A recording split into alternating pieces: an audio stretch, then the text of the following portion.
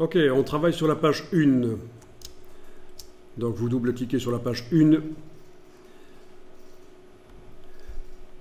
Alors dans le menu fenêtre, on a des exemples de boutons et formulaires.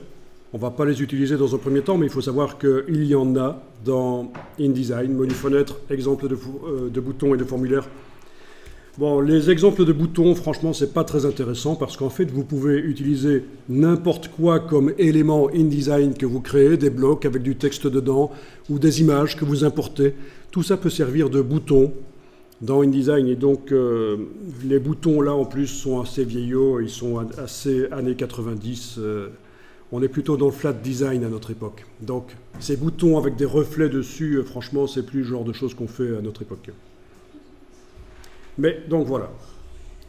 Et vous avez toutes les cases à cocher pour les formulaires qui peuvent être faits dans InDesign. Si vous faites un fichier Acrobat interactif avec des formulaires dedans, le plus simple c'est de lier ça à Acrobat Formulaire en ligne. C'est un service en ligne de Adobe pour faciliter le remplissage et la récupération de données de formulaires.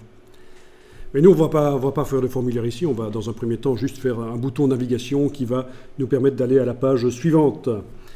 Donc on va faire un bloc texte éventuellement. Donc vous allez faire ici un bloc.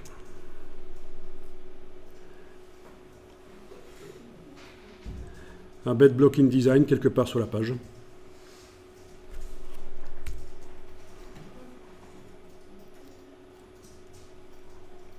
Vous allez lui donner aucune couleur de contour et par contre vous allez lui mettre une couleur de fond.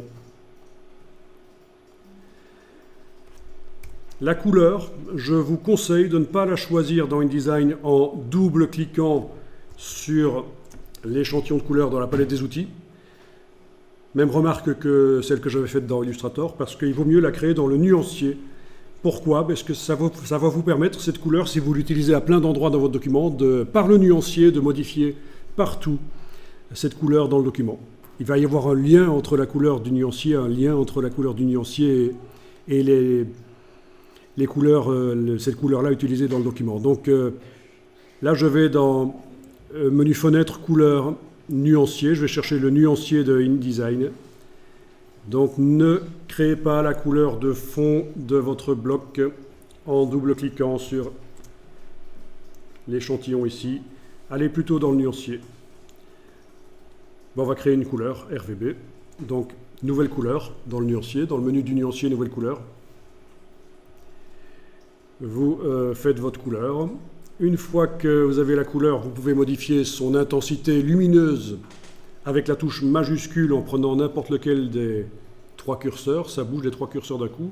Ça reste votre couleur que vous avez choisie, mais ça modifie son intensité lumineuse.